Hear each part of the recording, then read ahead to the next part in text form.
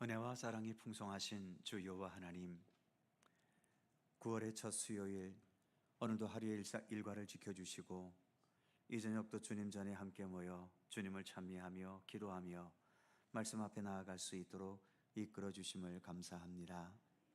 심령이 가난한 자에게 천국이 주어질 것을 약속해 주셨사오니 늘 주님 앞에 머리 숙일 때마다 내 안에 있는 모든 것들을 겸손히 비워내고 언제나 가난하고 주님만을 사모하는 순수한 마음으로 주님께 예배하며 주님을 찬미하며 주님 앞에 나아갈 수 있는 우리들 삼아주시기를 원하옵고 기도합니다. 이 오늘 수요 기도에도 주의 은혜 가운데 진행되어지고 주님 홀로 영광받아 주옵소서. 감사드리며 예수님의 이름으로 기도드립니다. 아멘. 찬송 한 곡 더 하지요. 540장 찬송하시고 이순복 권사님 기도하시겠습니다.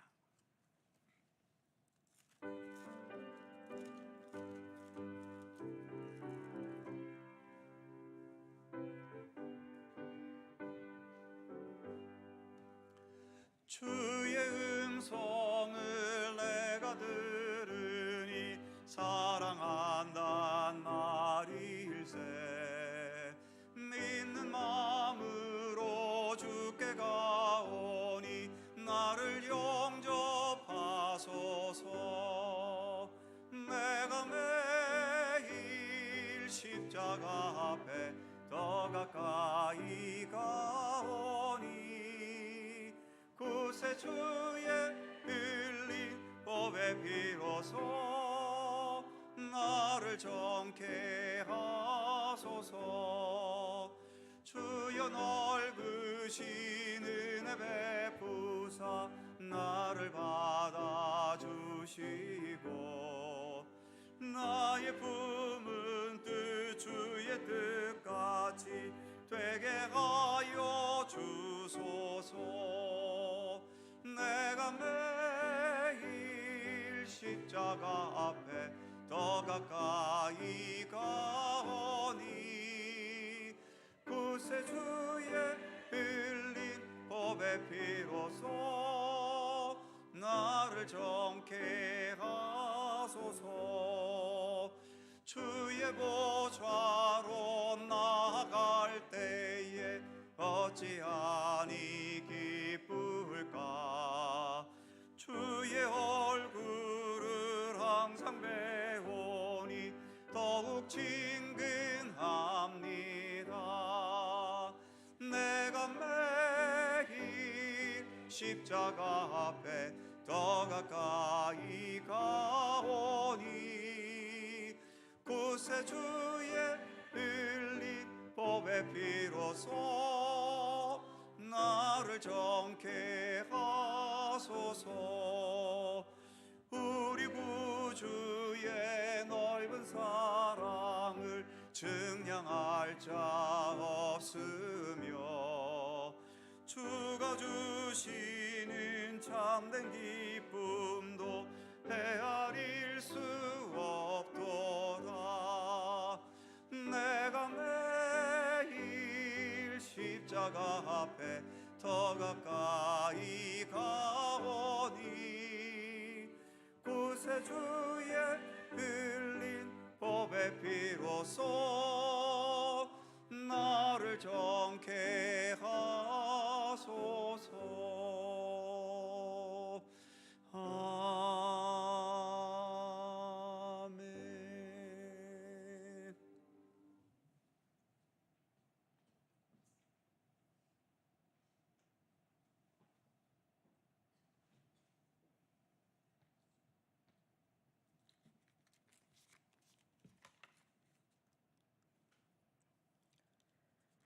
우리가 흑암을 떠돌 때에도 강명에 드나들 때도 우리보다 우리를 더 정확히 알고 계시는 하나님 아버지, 대략 이만에서 3만여일을 살고 있는 우리가 전쟁과 번영 속에서 많은 날들을 보내왔지만 우리는 여전히 우리의 전쟁을 하고 있고 우리의 번영을 위해서 애쓰고 있습니다. 때로는 연한 약함, 때로는 우기와 뚝심, 때로는 호탕함으로 풍파를 이겨내게 하신 하나님, 이만큼 건강한 것도 주님의 은혜이고 이토록 행복한 것도 다 주님께서 주시는 게 아니면 누릴 수가 없는 것들이었습니다. 삶의 질고 때마다 함께 울어주시고 내겐 너밖에 없구나 다독여 주셔서 하루 같은 그 많은 날들을 지내어 왔고 이후로도 아주 잘 지내어 갈 것입니다. 그 모든 시간들이 주님의 응원이었습니다. 감사를 드립니다. 우리의 죄를 다 알고 계셔도 오직 사랑으로 묵묵히 참아주시어 시시마다 초초마다 인도해 주셔서 회개할 기회를 주심을 감사드립니다. 나라와 민족, 지구와 지구인들, 교회와 교인들을 살려 주시옵소서. 주님의 말씀을 잃고 정의도 없고 생명을 앗아가면서도 내가 그리스도인이야 하고 살고 있습니다. 그때가 언제 올지 모르니까 기름과 등불을 준비하고 살아야 하는데 그렇지를 못합니다. 예배 때마다 예배당을 찾는다 해도 주님의 말씀대로 살 힘을 잃어가는 현 세대입니다. 앞으로는 지금보다 더 혼탁할 텐데 후세대를 위해 기도하는 힘을 갖도록 우리를 인도해 주시고 성령님께서 그늘진 곳에 말씀의 햇빛을 주시어서 살아가게끔 평안함을 주시옵기를 간절히 원하옵나이다. 우리를 축복하시기를 즐겨하시는 하나님 아버지, 증거, 돈, 권력, 법만 찾는 이 시대 속에서도 내 안에 거하라고 늘 속삭여 주시고 권면해 주셔서 감사합니다. 말씀이 아니고서야 우리가 어디서 힘을 갖겠습니까? 주님께서 세우신 교육자님들께서 말씀에 병들지 않게 하시고 말씀에 탄탄하게 하시고 말씀 안에서만 전하도록 인도해 주시옵소서. 찬양대원들도 새롭게 정갈해지도록 하셔서 주님을 찬양하는 시간에는 믿음의 고백 찬양을 드려서 선악간에 판단하시는 주님을 기쁘시게 해드리는 찬양의 행동파들이 되도록 인도해 주시옵소서. 이 예배 시간 주님께서만 영광 받아 주시옵소서. 예수님의 이름으로 기도드립니다. 아멘.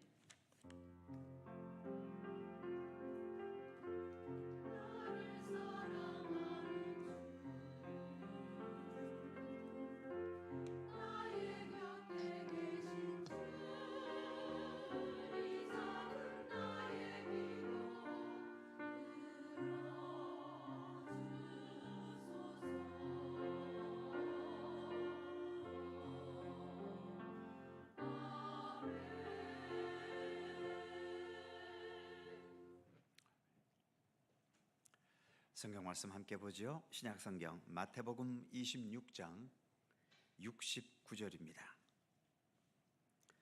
마태복음 26장 69절, 신약 성경 48면입니다.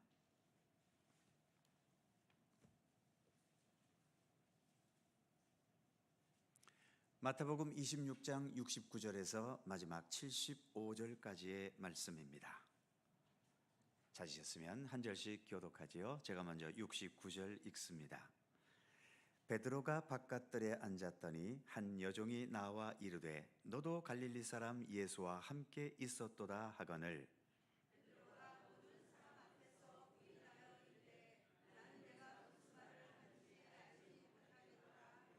안문까지 나아가니 다른 여종이 그를 보고 거기 있는 사람들에게 말하되 이 사람은 나사렛 예수와 함께 있었도다 하매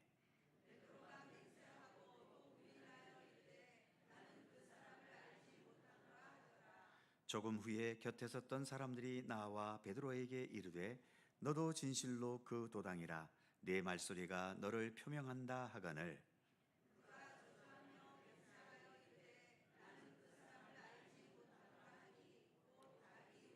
다같이 이에 베드로가 예수의 말씀이 다굴기 전에 네가 3번 나를 부인하리라 하심이 생각나서 밖에 나가서 심히 통곡하니라. 아멘. 더불어 찬양대 찬양합니다.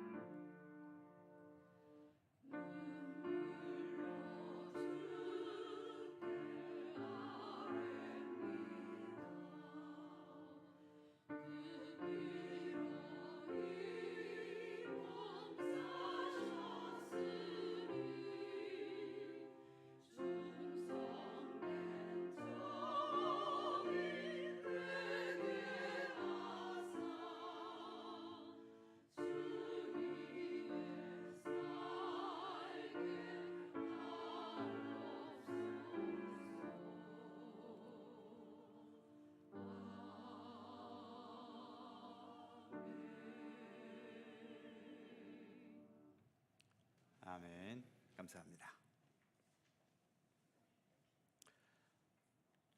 사도행전 두 번째 시간이고요. 사도신경은 우리가 매주 신앙 고백하는 것처럼 사도신경의 문장은 끝에는 믿습니다로 끝납니다. 나는 전능하신 아버지 하나님 천지의 창조주를 믿습니다. 나는 그의 아들 우리 주 예수 그리스도를 믿습니다. 나는 성령을 믿으며, 그리고 맨 마지막에 영생을 믿습니다. 그래서 사도신경 각각 내용을 살펴보기 이전에 믿는다라고 하는 이 믿습니다의 의미를 우리가 살펴가고 있죠. 아마 다음 주까지 한 번 더 해야 할 것 같습니다. 오늘 우리가 봉독한 말씀이 마태복음 26장 끝부분 말씀인데, 바로 지지난주 오후 찬양 예배 때, 오후 찬양 예배를 우리가 마태복음을 읽어가는데 그때의 본문도 바로 여기였었죠. 오늘도 또 이 본문이 이렇게 주어졌습니다. 자, 유인물과 함께 내용을 좀 살펴보지요. 첫 번째, 베드로의 부인. 오늘의 본문은 예수님께서 십자가 고난의 길을 걸어가실 때 제자 베드로가 사람들 앞에서 나는 예수를 모른다고 부인했던 이야기죠. 유인물 가로 1번에 보시면 베드로는 왜 내가 예수님의 제자임을 사람들 앞에서 공개적으로 드러내지 못했을까? 왜 그랬겠습니까? 괜히 내가 예수님과 관계가 있다고, 예수님을 따라다녔다고 공개를 하게 되면 지금 저 예수님께서 당하시는 저 고난의 불똥이 자기에게도 튈까 봐서 그 고난이 두렵고 싫어서 예수님을 부인했지요. 밑에 두 번째 2번을 보시면 숨겨야 할 상황과 고난과 죽음을 각오하더라도 드러내야 할 상황. 우리가 이렇게 믿음의 길을 걸어가는데 어떤 상황에서는 내 목숨이 끊어지더라도 나는 믿습니다, 나는 믿음의 사람입니다 라고 하는 것을 밝혀야 할 때가 있는가 하면, 어느 때에는 굳이 드러낼 것 없이 나를 잠깐 좀 숨기는 것이 필요할 때도 있다라고 하는 거지요. 과연 베드로가 다른 사람들이나 특히 본문에 보면 어떤 여종 앞에서까지도 나는 예수를 모른다고 부인했는데, 과연 베드로가 부인해야 될 상황이 정말 숨겨야 될 상황이었나? 아니면 어떤 고난과 죽음, 예수님의 뒤를 따라 같은 고난의 길을 걸어가더라도 기꺼이 나는 예수님과 함께 있는 사람입니다, 예수를 따랐습니다 라고 드러냈어야 했을 것인가 하는 거지요. 보통 우리도 이렇게 믿음의 길을 걸어가지만 어떤 상황에서는 내가 떳떳하게 교회당 올 때에도 성경책을 딱 옆에 끼고 나는 믿음의 사람입니다 라는 것을 드러내면서 오기도 하지만, 또 어떨 때 어떤 모임이나 어떤 상황 속에서는 내가 굳이 믿음의 사람이라는 것을 들키기 싫을 때도 많지요. 아직도 식당 같은 공개적인 장소에서 식사하기 전에 기도를 해야 될 것인가 말아야 될 것인가를 고민하는 분들이 여전히 꽤나 많습니다. 그 식당에서조차도 내가 그리스도인임을 당당하게 드러내지 못하는, 아마도 내가 그리스도인인 것을 드러내면 사람들이 저 식당에서 밥 먹기 전에 좀 뭐 하는 거야 하고 또 손가락질이나 할까, 아니면 또는 나를 아는 사람들이 내가 식전에 기도하는 걸 보고 너 교회 다녔어? 그런데 교회 다니는 사람이 그따위밖에 못 살아? 이런 식의 비난을 들으면 어찌할까 하는 여러 가지 복잡한 심정 때문에 나를 그렇게 드러내지 못하기도 하지요. 그런데 나중에도 나오겠습니다만, 사도신경 속에서 나는 전능하신 하나님을 믿습니다, 그 아들 예수 그리스도를 믿습니다, 성령을 믿습니다 라고 할 때에 이 믿습니다는 때로는 내가 죽음에 이를 수 있는, 또 혹독한 박해를 당할 수 있는 그 상황 속에서도 용기 있게 나는 믿습니다 라고 말할 수 있는 그런 배경 속에서 사도신경이 나왔다는 것을 우리는 기억해야 되는 거죠. 그러니까 이 사도신경이 그저 예배 시간 중에 하나의 순서로서 그냥 우리에게 적당히 다듬어져서 주어진 것이 아니라 정말 이 하나의 고백을 위해서 자기의 목숨까지 바쳐갈 그럴 각오를 하면서 형성된 신앙의 고백이 바로 이 사도신경이다라고 하는 것을 기억할 필요가 있다는 거지요.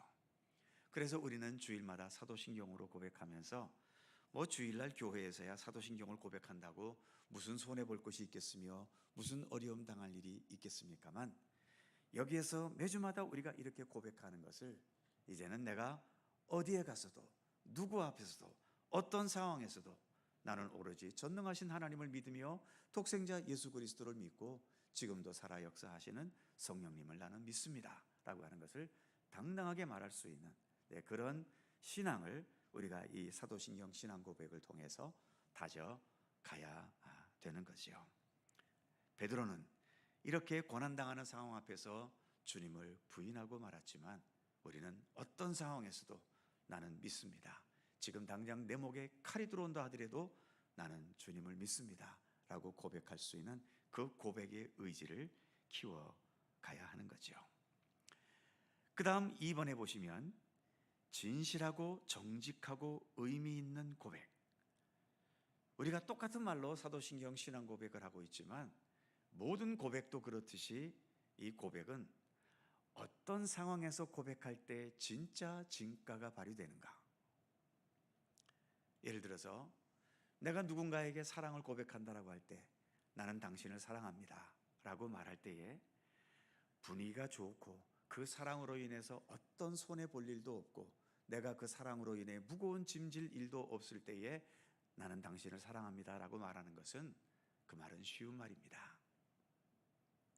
하지만 모든 사람들이 다 미워하는데 나 혼자서 저 사람을 사랑해야 할 때, 그래서 그 사랑으로 인해서 오히려 나에게 손해가 주어지고 사람들의 비난과 손가락질이 주어지고 그 사랑으로 인해서 내가 얻을 것은 하나도 없고 짊어져야 될 무거운 짐만 잔뜩 지게 될 때에, 그럼에도 불구하고 나는 당신을 사랑합니다 라고 말할 때에 똑같은 사랑 고백이어도 그 사랑의 고백의 무게는 질이 다른 겁니다.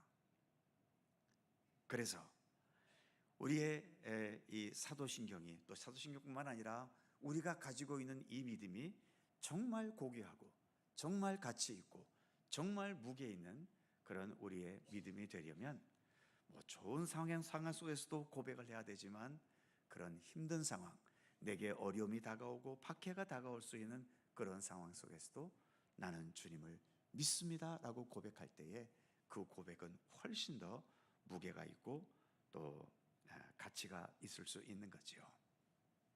그러한 면에서 저는 목사이기 때문에, 그리고 우리나라는 이렇게 참 자유로운 종교의 박해가 없는 민주주의 사회이기 때문에 저는 아무리 예수 믿는다고 신앙을 고백하고 만민들 앞에서 고백을 해도 박해를 당하고 싶어도 당하지 못할 환경에 있습니다. 제가 밖에 나가서 나 예수 믿습니다 그런다고 해서 물론 손가락질 할 사람은 있겠지만 그것 때문에 제가 무슨 깜빵을 가겠습니까? 누군가에게 얻어 터지겠습니까? 그리고 저희 집안은 다 예수를 믿는 집안이기 때문에 예수 믿는다는 이유 때문에 고난당할 이유도 하나도 없어요. 하지만 우리 성도님들 가운데에는 정말 어려운 환경 속에서 믿음의 길을 가는 분들이 계십니다. 가족이 아무도 믿질 않아. 나 혼자 믿어. 그리고 가족들이 교회 나가는 것을 다 반대해요. 그 반대를 무릅써가면서 내가 주님을 믿습니다, 나는 주님과 함께 나아가기를 원합니다, 그러한 고백으로 주님 앞에 나왔을 때에 아주 자유로운 분위기 속에서 주님 앞에 나온 것과 그런 힘든 분위기 속에서 주님 앞에 나온 것과 주님 앞에 나와 있는 것은 똑같지만 그 의미나 그 무게는 다른 겁니다. 그래서 우리가 똑같이 내가 주님을 믿습니다 라고 말을 해도 어떤 면으로 보면 제가 주님을 향하여 믿습니다라고 고백할 수 있는 이 고백의 무게보다도 정말 이 세상 험하고 험한 한복판 속에서 그래도 믿음을 지켜가려고 나름대로 애쓰고 노력하고 또 세상과 때로는 씨름해 가면서 내 신앙을 잃어버리지 않으려고 애쓰는 그런 환경 속에서 나는 주님을 믿습니다. 나는 오늘도 주님과 함께하기 원합니다. 그런 믿음의 의지로 살아가는 분들이 어찌 보면 저의 믿음보다도 더 많은 믿음의 무게를 가지고 믿음의 가치를 가지고 믿음의 길을 걸어가고 있는 것이죠. 그래서 자주 말씀드리지만 예수님께서도 몇 차례 말씀하신 것처럼 먼저 된 자가 나중되고 나중된 자가 먼저 될 자가 많을 것이다라고 하는 이 말씀. 그래서 우리 눈에 보이는 현실과 주님께서 보실 때의 진정 의미 있고 가치 있는 것은 상당히 다르다라고 하는 겁니다. 자, 유인물을 보실까요? 가로 1번. 진실한 고백은 다수와 강자의 편에 서거나 유행을 잘 따라가는 데서 드러나지 않는다는 겁니다. 즉, 좋은 조건 속에 있을 때 거기에서는 진실한 고백의 의미와 무게가 잘 드러나지 않는다는 거지요. 물론 여기에서 다수와 강자가 완벽한 진리이거나 또 지금 유행하고 있는 이 유행이 하나님의 뜻에 딱 맞는다면 당연히 우리가 진리 편에 서기 위해서라도 다수와 강자와 유행의 편에 서야 되겠지요. 그러나 대부분 다수와 강자 편에 서고 유행을 따르는 것은 내 유익이 항상 먼저 앞섭니다. 내가 손해보지 않고 내가 외면당하지 않고 또 내가 좋은 조건 속에서 살기 원하는 자기중심적인 생각에서 다수와 강자의 편을 들고 또 유행을 따라가게 마련인 거죠.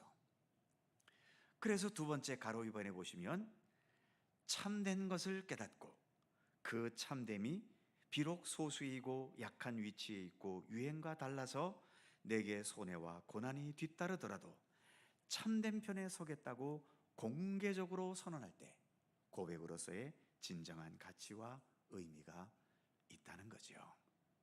그래서 우리의 이 믿음의 고백도 어떤 좋은 환경 속에서뿐만 아니라 정말 믿음의 길을 걷기 힘겨운 그런 상황 속에서도 때로는 공개적으로 드러내기도 하고 또 그럴 여건이 안 되면 사람들 앞에서는 공개적으로 드러내지 않고 숨기지만 내 안에 내가 지니고 있는 이 믿음을 견고하게 지켜나가려는 그런 그 신앙의 노력들이 우리에게 당연히 있어야 되는 거지요.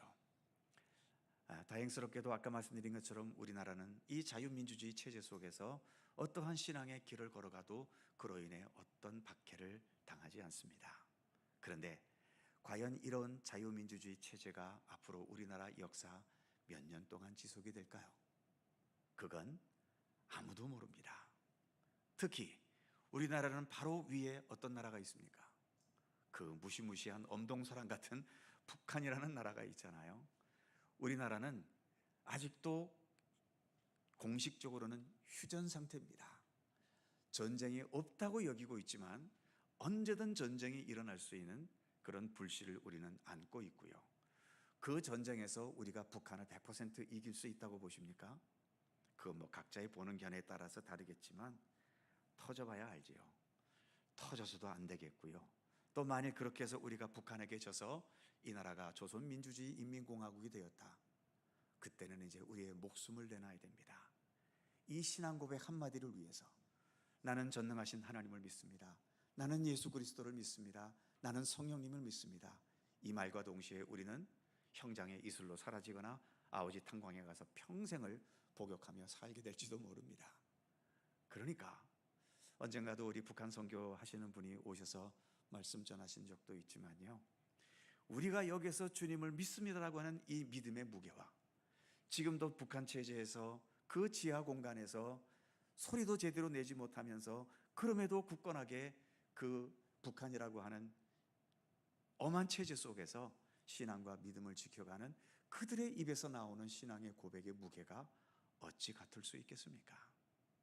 그래서 아까도 말씀드린 것처럼 우리가 이렇게 자유로울 때 부지런히 신앙 고백을 더 진실하게 하는 것을 많이 연습해 두어서 어느 순간인가 이제 더 이상 신앙의 자유가 없거나 또는 내 환경이 어떻게 변해서 신앙생활을 자유롭게 할 수 있는 그런 분위기가 되지 못했을 때에도 우리가 늘 훈련해 왔던 것처럼 나는 전능하신 하나님을 믿습니다. 나는 그 아들 예수 그리스도를 믿습니다. 나는 성령님을 믿습니다. 삼위일체 하나님이 나의 구원이시고 나의 생명이시고 나의 모든 것입니다 라고 언제든지 고백할 수 있는 그런 신앙의 훈련이 되어져 있어야 하는 거죠. 그 다음 3번으로 넘어가 보시면 사도신경의 진가가 나타나는 상황, 지금까지 말씀드린 것 다 여기 포함이 되지요. 가로 1번에 보시면 역사 속에서 박해의 상황, 삶과 죽음의 긴장관계 속에서도 용기 있게 공개적으로 신앙을 고백할 수 있는 상황, 바로 여기에서 사도신경은 더 진가가 발휘된다라고 하는 거죠. 자, 두 번째 보시면 역사 속에서 순교자 또는 정의를 위해 싸우다가 죽임을 당했던 사람들이 많지 않습니까? 이분들이 형장에서 이슬로 사라지기 전에 살아있을 때 마지막으로 했던 말 중에 사도신경을 마지막으로 고백하고 죽은 순교자와 정의를 위해 일한 분들이 참으로 많습니다. 많은 우리의 믿음의 선진들이 박해의 상황 속에서 죽어갈 때에 나는 그래도 하나님을 믿습니다. 나는 예수 그리스도를 믿습니다. 성령님을 믿습니다. 삼위일체 하나님께서 나를 구원해 주실 것을 믿습니다. 이런 믿음의 고백으로 마지막 죽임을 당했다라고 하는 거지요. 바로 아까도 처음에도 말씀드린 것처럼 오늘날 우리에게 주어진 이 사도신경은 그러한 면에서 그냥 책상에서 연구하다가 이렇게 어쩌다가 나온 하나의 신앙 고백문이 아니라 역사 속에서 이렇게 수많은 사람들의 순교와 그 박해와 고난과 죽음의 상황 속에서도 아무리 봐도 지금 세상을 지배하고 있는 어떤 권세들이나 물질의 힘이나 어떤 지식의 힘이나 그 어떤 것을 비교해봐도 나에게는 예수 그리스도가 최고더라. 나는 삼위일체 우리 하나님과 비교해봐도 이 삼위일체 하나님을 능가하는 다른 것을 나는 찾아보지 못했다. 그래서 나에게는 오직 하나님뿐이다 라고 하는 그러한 신앙의 의지 속에서 결집되고 형성된 것이 사도신경이다 라고 하는 것을 우리는 잊지 말아야 하는 거죠. 자, 그리고 좀 더 나아가서 4번을 보시면 사도신경은 주어가 우리가 예배 시간에 같이 한 목소리로 사도신경을 하는데도 사도신경의 주어는 우리가 아니라 나입니다. 나는 전능하신 아버지 하나님 천지의 창조주를 믿습니다. 나는 그 외아들 우리 주 예수 그리스도를 믿습니다. 해서 주어가 언제나 나라고 하는 거죠. 왜 나일까? 그 밑에 가로 1번에 보시면 다른 사람에게 묻어가는 것이 아니라 내 깨달음, 내 의지로 고백되어져야 한다는 겁니다. 우리가 이렇게 신앙의 길을 걸어가는 것은 공동체적입니다. 그래서 같이 우리가 교회에 모여서 같이 예배드리고 같이 말씀을 연구하고 또 같이 교제를 나누고 그래서 신앙의 길을 가는 것은 공동체적이지요. 그런데 내가 구원을 받는 문제는 철저하게 개인적입니다. 내가 저 사람을 대신해서 구원받아 줄 수 없고요. 내가 받은 구원을 구원받지 못한 누군가에게 나눠줄 수도 없습니다. 그런 면에서 사도신경이 왜 주어가 나인가? 우리가 함께 사도신경으로 고백해도 우리의 믿음은 누군가에게 묻어서 적당히 따라가는 그러한 믿음이 아니라 내가 알고 내가 깨닫고 그래서 내 의지로 진실하게 고백되어지는 믿음이 되어야 한다는 거죠. 우리가 아직 믿음의 초보자의 길을 걸어갈 때에는 다른 사람의 도움 속에서 다른 사람의 눈치를 봐가면서 또 다른 사람을 흉내내가면서 또 다른 사람들이 가는 곳에 같이 묻어가면서 그렇게 갈 수 있습니다. 언제까지 그렇게 가겠습니까? 우리 사람도 마찬가지지요. 우리 사람이 아기로 태어나면 철저하게 어머니에게 부모에게 종속되어 살아가야 됩니다. 모든 것을 다 의지해야 되지요. 언제까지 그래야 되겠습니까? 나이가 20살, 30살이 되었는데도 엄마가 모든 걸 다 수발을 해줘야 됩니까? 그렇지 않지요. 때가 되면 자라가야 되는 겁니다. 마찬가지로 우리의 믿음도 처음에는 이렇게 다른 사람들에게 묻어가고 때로는 목회자에게 의존하고 그럴 수 있지만 이제는 그 믿음에서 점점 자라가면서 이제는 사도신경처럼 나는 저 사람이 믿기 때문에 나도 믿는 것이 아니라 내가 이제 깨달았기 때문에 내가 이제 알기 때문에, 내가 이제 경험했고 내가 인식하고 있기 때문에 나는 내 의지로, 내 마음으로, 내 믿음으로 주님께 신앙을 고백합니다. 이런 고백으로 나아가야 한다는 거죠. 더 부지런히 자라가야 되는 거지요. 그리고 가로 2번 그 밑에 보시면 우리가 마지막으로 하나님 앞에 서게 될 때에 하나님과 어떻게 서게 될까요? 1대1로 서게 될 것입니다. 주님께서 한평생 우리가 살아왔던 삶을 평가하시고 판단하시고 심판하실 날이 반드시 있지 않겠습니까? 이때는 같이 누군가와 같이 들어가서 서로를 비교하면서 우리를 판단하지 않으실 겁니다. 1대1로 우리를 판단하시고 심판하실 것이기 때문에 우리의 믿음도 내가 스스로 알고 깨닫고 경험되어지고 인식된 것을 주님 앞에 고백하는 그러한 믿음으로 나아가야 되는 거죠. 반면에 뒷페이지 넘어가셔서 그 다음 5번에 보시면 우리의 믿음은 각각 개별적인 것입니다만 그러면서도 우리의 믿음에는 공동체적이고 연대적인 것이 있다라고 하는 거지요. 그래서 5번 제목을 보시면 나는 믿습니다라고 하는 이 말의 의미는 나는 누군가와 연대합니다. 나는 누군가와 함께합니다 라고 하는 의미도 담겨져 있다는 거죠. 물론 가장 먼저는 그 밑에 가로 1번에 있는 것처럼 아버지 하나님, 예수 그리스도, 성령님을 믿습니다 라고 하는 것은 나는 성령님과 삼위일체 하나님과 언제나 연대할 것이며 나는 하나님과 언제나 함께할 것입니다 라고 하는 의미가 나는 믿습니다라는 말에 담겨져 있는 거지요. 그래서 지난주에도 이처럼 믿는다는 것은 전적인 위탁, 전적인 의지, 전적인 헌신을 의미한다라고 하는 것을 지난주에 생각했었지 않습니까? 이렇게 삼위일체 하나님과도 연대하지만 사도신경 속에는 후반부에 무슨 내용도 있습니까? 거룩한 공교회와 성도의 교제와 또 죄를 용서받는 것과 몸의 부활과 영생을 믿습니다라는 것이 있잖아요. 그 중에서도 그 앞부분 나는 거룩한 공교회와 그리고 성도의 교제를 믿습니다라고 하는 이 고백이 사도신경 속에 있다는 거죠.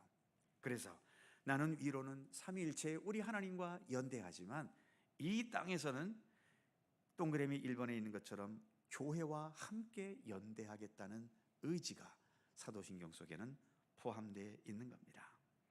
좀 더 구체적으로 보시면 동그라미 2번 박해의 위기가 있다 하더라도 나는 교회를 버리지 않고 교회와 함께 가겠다는 고백이 담겨져 있는 거죠. 그래서 아까 첫 부분 베드로가 예수님을 배반했잖아요. 나는 모른다고.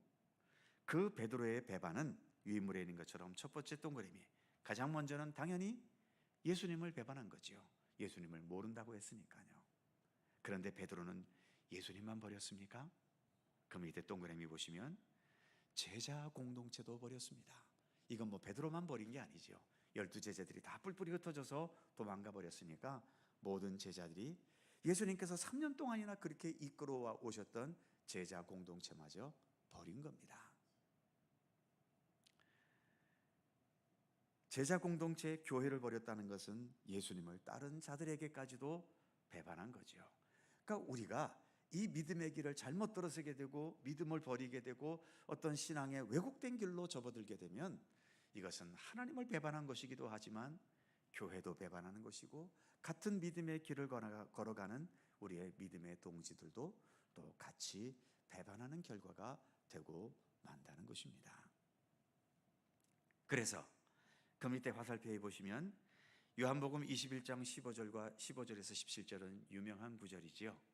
예수님께서 부활하신 후에 베드로에게 가셔서 베드로에게 똑같은 질문을 3번 하셨습니다. 어떤 질문이었죠? 요한의 아들 시몬아, 네가 나를 사랑하느냐?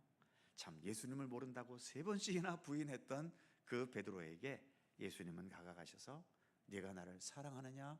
그렇게 질문하셨지요. 그때 베드로가 뭐라고 대답합니까? 내가 주를 사랑하는 줄 주께서 아시나이다. 그 후에 예수님께서 주신 명령이 뭡니까? 그러니까 너는 나를 버리지 말아라. 너는 나와 함께 해라. 그렇게 하셨습니까? 놀랍게도 내 양을 먹여라, 내 양을 치라고 말씀하셨죠. 무슨 말씀인가요? 너는 나 예수를 버려서도 안 되겠지만 너와 함께하고 있는 공동체 교회도 버려서는 안 된다라고 하는 겁니다. 그래서 이처럼 예수님께서는 예수님의 관심은 우리 각자가 예수님을 잘 믿는, 위에 계신 우리 하나님을 잘 믿는 것에도 주님의 관심이 있지만 우리의 신앙 고백 속도 담길 만큼 나는 거룩한 공교회와 성도의 교제를 믿습니다. 교회와 함께하고 성도들과 함께하는 이러한 신앙의 내용이 담겨진 것, 함께하는 이 모든 것에도 우리 예수님의 관심은 많이 있다는 것을 말씀해주고 있는 거죠. 여기에서 베드로가 제자 공동체 교회를 버렸다라고 하는 것은 박해의 상황을 전제로 하는 것입니다. 오늘날 이 시대에서 우리가 이렇게 교회 생활을 하면서 여러 가지 이유로 인해서 우리는 교회를 떠나야 할 때도 있지 않습니까? 저 역시 목회자의 길을 걸어온 이후로 교회를 여러 곳에 옮겼습니다. 제 모교회는 성복중앙교회라는 교회였는데요. 이천성 목사님 아시죠? 많은 분들 한월산 기도원도 아실 텐데 그 교회가 제 모교회입니다. 목회자의 길을 걸어가면서 이제 신학교에 들어오고 그러면서 김포중앙교회라는 곳에 있었고 또 그 위에 이제 신학교를 졸업하고 속초중앙교회에서 있었고 또 서울로 가서 마포에 있는 희성교회라는 곳에 있었고 또 세문안교회라는 곳에서 부목부 목사로 있다가 또 서울 노량진에 있는 신성교회라는 곳에서 한 10년 담임 목회했고 그 후에 지금 속초갈릴리교회에 와서 이렇게 15년째 담임 목회를 계속 이어가고 있죠. 저도 교회를 많이 옮겼습니다.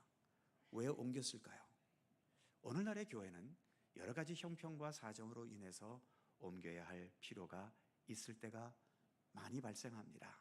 저 같은 목회자는 또 담임 목회했다면 모를까 부교육자 시절에는 또 여러 교회를 경험도 해야 되기 때문에 그래서 옮기기도 하고요.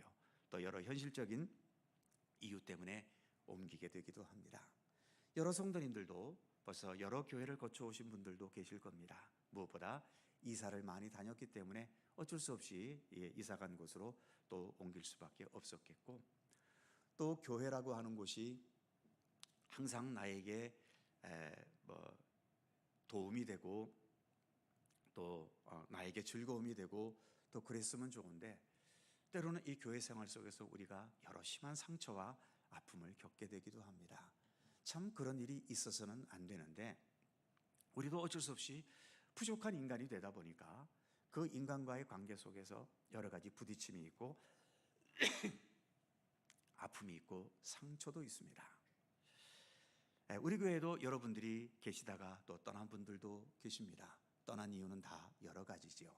싸워서 떠나기도 하고 상처받아서 떠나기도 하고 또 제 설교가 마음에 안 들어서 떠나기도 하고 제일 안타까운 것은 저를 좌파 목사라고 하면서 나는 저 좌파 목사하고는 내가 같이 못 있겠다 하고 떠나버린 분도 계십니다. 도대체 어딜 봐서 저를 좌파라고 하는지. 물론 좌파가 됐든 우파가 됐든 정치인들이 우리에게 보여주었던 어떤 옳지 못한 모습을 지적할 때에는 좌파 우파 가릴 것 없이 잘못한 것에 대해서 지적할 수 있지요. 그런데 너무 극좌파에 속하거나 너무 극우파에 속하면 어떤 한마디만 그렇게 좀 자기 마음에 들지 않는 것만 말해도 어우 저 양반은 좌파다, 저 양반은 우파다라고 하면서 너무 쉽게 판단을 하더라고요. 참 이것도 참 가슴 아픈 일입니다. 어떻게 하다 우리나라가 이렇게 말 한마디에 이렇게 온 국민이 이렇게 완전히 둘로 갈라져서 대화도 안 될 만큼 이렇게 돼버렸는지 정치인들은 많이 회개해야 됩니다. 좌파 정치인이 됐든 우파 정치인이 됐든 나라를 하나로 만들어주지 못하고 이렇게 둘로 백성들의 마음을 자기 정권의 어떤 이득을 위해서 이렇게 갈라놓은 것은 정치인들이 정말 회개해야 될 제목입니다. 자, 어찌됐든 이런저런 이유로 교회를 떠나게 되기도 하지요. 어쩔 수 없습니다. 내가 어떤 아픔이 있고 눈물이 있을 때에도 그것을 견딜 수 있고 감당할 수 있으면 그것을 감당하면서 계속 그 교회에 우리가 같이 있어서 신앙생활하고 또 섬길 것을 섬겨야 되겠지만 더 이상 견딜 수 없는 어떤 상황이 또 오게 되기도 할 겁니다. 그럴 때에는 어쩔 수 없이 뭐 떠날 수밖에도 없는 거지요. 그래서 참 우리의 이 교회 생활이라는 것이 그런 아픔과 눈물이 없이 평탄하게 같이 즐겁게 마음을 모아 신앙생활을 이어갔으면 좋겠는데, 다 우리가 부족한 인간들인지라 하다못해 뭐 목사 때문에도 상처를 받아서 교회를 떠나는 분도 계시니 무슨 더 할 말이 또 있겠습니까? 그러기에 아무튼 우리 교회에서 계시는 기간 동안 여러 상처 없이 정말 기쁨과 감사와 즐거움으로 또 서로 간에 싸우지 말고요, 좀 사이좋게. 사실 교회 다니면서 싸울 일이 뭐가 있겠습니까? 여기서 무슨 돈을 거래를 합니까? 아니면 교회에서 어떤 직분이나 명예가 무슨 세상에서 명함 내놓을 만큼 그렇게 뭐 세상에서 알아주는 명예이길 합니까? 사실 어떻게 보면 싸울 이유가 하나도 없는데도 또 우리가 이렇게 믿음 생활하다 보면 뭔가가 또 서로가 맞지 않아서 이렇게 의견이 충돌이 있고 다툼이 있고 그러기도 합니다. 아무튼 많이 참으시고 더 낮은 자리로 내려가시고 더 섬기려 하시고, 그러면서 우리가 정말 여기에서 우리의 생명 마칠 때까지 함께 믿음의 길을 같이 걸어갈 수 있도록 그런 아름다운 사랑의 공동체를 만들어 갔으면 좋겠고요. 무엇보다 오늘 주신 이 말씀처럼 예수님께서도 네가 나를 사랑하느냐? 그렇다면 나를 사랑하는 표현을 내 양을 쳐라. 너와 함께 신앙생활하는 너의 공동체, 그 공동체가 아름답고 건강하고 평화롭고 또 사랑이 넘치는 공동체로 설 수 있도록 너의 역할을 다하라고 하셨던 우리 예수님의 말씀을 우리가 꼭 기억할 수 있었으면 좋겠습니다. 마지막 동그라미 3번. 그래서 사도신경은 개인적인 고백이면서 동시에 공동체적인 고백이기도 하다. 그래서 사도신경을 혼자 하지 않고 우리가 예배 때마다 우리 모든 성도들이 한 목소리로 사도신경으로 신앙을 고백하는 것이죠. 자, 여기까지 진행하고 다음 주에 믿습니다에 대한 내용 한 번만 더 진행하도록 하겠습니다. 기도하겠습니다. 오늘의 말씀을 생각하며 함께 기도할 수 있기를 원합니다. 하나님, 나에게 굳건한 믿음을 주십시오.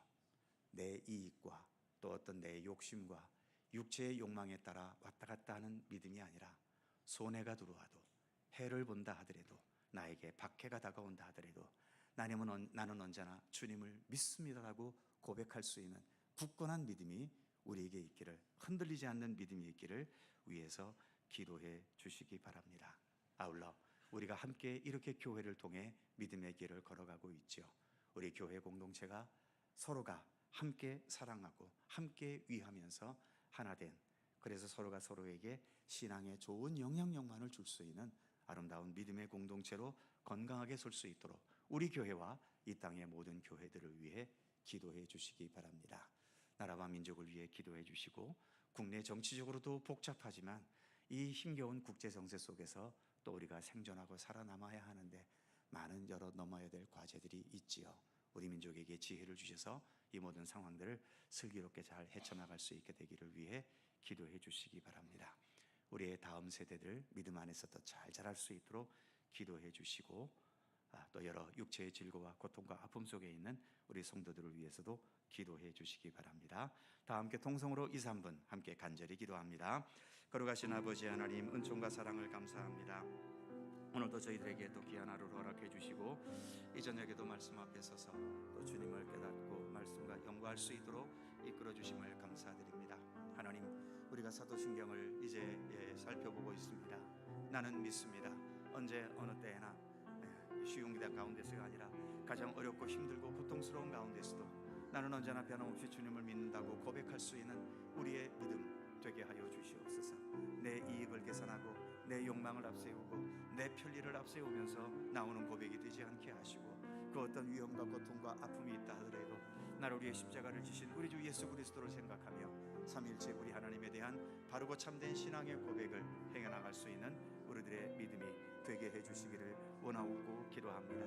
하나님 아버지, 특별히 우리 교회 공동체를 하나님 지켜주시고 언제나 주님의 사랑 안에서 같은 신앙의 고백을 하는 우리 되오니 더 마음과 뜻을 하나로 합하고 서로에게 더 좋은 선한 영향력을 온전히 나타낼 수 있는 우리들의 삶이 될 수 있도록 언제나 우리 가운데 함께 하시기를 원하옵고 기도합니다.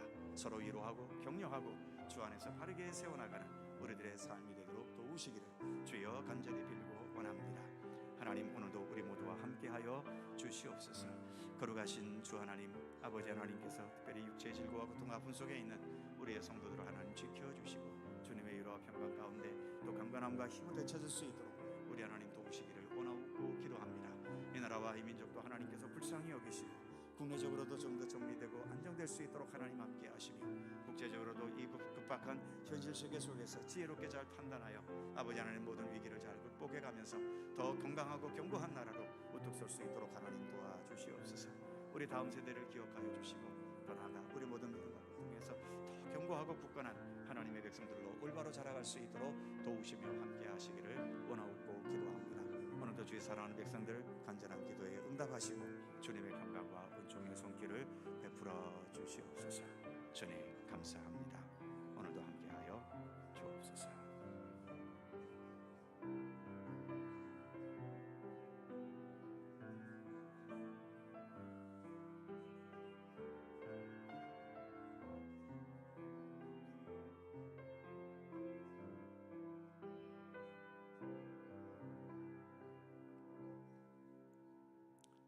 사랑과 은혜의 하나님, 나의 믿음 없음을 도와주소서 간구했던 어느 아버지의 기도와 같이 우리의 믿음 없음을 도와주시고 더 견고하고 굳건한 믿음으로 설 수 있도록 하나님 함께해 주옵소서. 예수님의 제자였던 베드로도 위기의 상황 앞에서는 그렇게 예수님을 부인하고 말았습니다. 우리라고 사실 무엇이 다르겠습니까? 그러기에 주님, 더 우리가 믿음에 굳건히 설 수 있도록 붙들어 주셔서 어떤 상황에서도 주님을 먼저 앞세우고 주님의 뜻을 앞세울 수 있으며 주님 기뻐하시는 일들을 먼저 행해 나갈 수 있는 그러한 굳건한 믿음의 의지와 용기를 우리에게 더하여 주시기를 원하고 기도합니다. 하나님, 우리에게 이렇게 주일 예배 때마다 한 목소리로 신앙 고백, 사도신경으로 신앙을 고백하면서 같은 믿음의 길을 걸을 수 있도록 우리를 하나로 묶어주심을 감사합니다. 한 마음으로 우리가 신앙 고백하는 것처럼 우리 모든 성도들이 서로 진실한 한 마음이 되어서 서로가 서로를 위하고 먼저 섬기고 먼저 낮아질 수 있고 먼저 주님 안에서 선한 영향력을, 믿음의 선한 영향력을 나타낼 수 있는 그런 아름다운 주님의 백성으로 살아갈 수 있도록 우리 모든 성도들을 주께서 지키시고 이끌어 주시기를 원하고 기도합니다. 오늘도 이 저녁 주님을 사모하는 마음으로 주님 앞에 나와 머리 숙인 모든 주님의 백성들 한 분 한 분 하나님 기억하여 주시고 우리의 형편과 사정을 주께서 더욱더 잘 아시오니 언제나 우리의 삶 가운데 깊이 관여하셔서 주님의 선하신 뜻대로 우리의 모든 삶을 주관하시고 인도하시고 이끌어 주시옵소서. 그리스도 장성한 분량에 이르기까지 날마다 자라가며 성숙돼가는 주님의 백성들 삼아 주시옵소서. 감사드리며 우리 주 예수 그리스도의 이름으로 기도하옵나이다. 아멘. 자, 서로 살펴보시면서 짧은 사랑의 인사 함께 나누시죠. 건강하시고 행복하시고 좋은 일들 많으시기 바랍니다. 고맙습니다. 교회 소식은 주보를 참조하시고요. 오는 금요일 금요 기도에 있는 날입니다. 함께 해주시기 바랍니다. 찬송가 547장 함께 찬송하시고 주님 가르치신 기도하시겠습니다.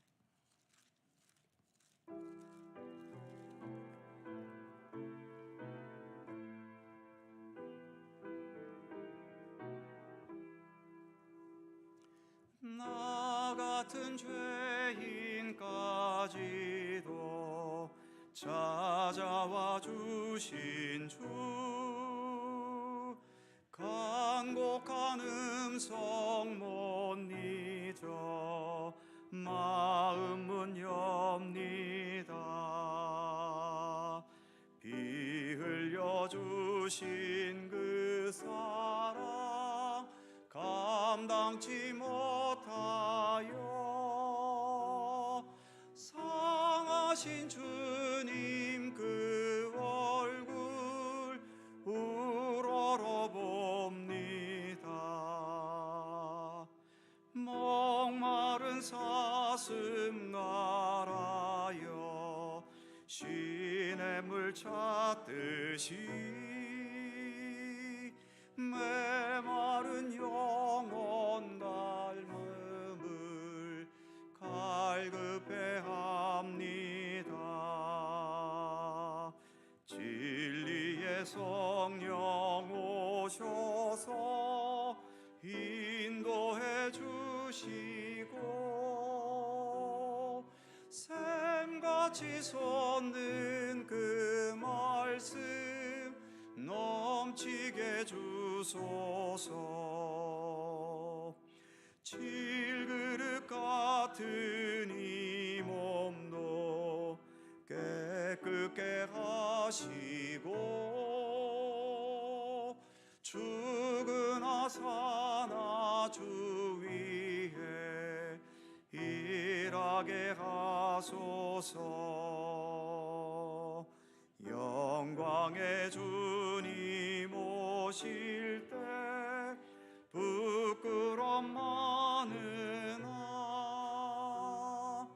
인예복 입고 주님을 배웁게 하소서. 주님 가르친 기도하십니다. 하늘에 계신 우리 아버지, 아버지의 이름을 거룩하게 하시며 아버지의 나라가 오게 하시며 아버지의 뜻이 하늘에서와 같이 땅에서도 이루어지게 하소서. 오늘 우리에게 일용할 양식을 주시고 우리가 우리에게 잘못한 사람을 용서하여 준 것 같이 우리 죄를 용서하여 주시고 우리를 시험에 빠지지 않게 하시고 악에서 구하소서. 나라와 권능과 영광이 영원히 아버지의 것입니다. 아멘.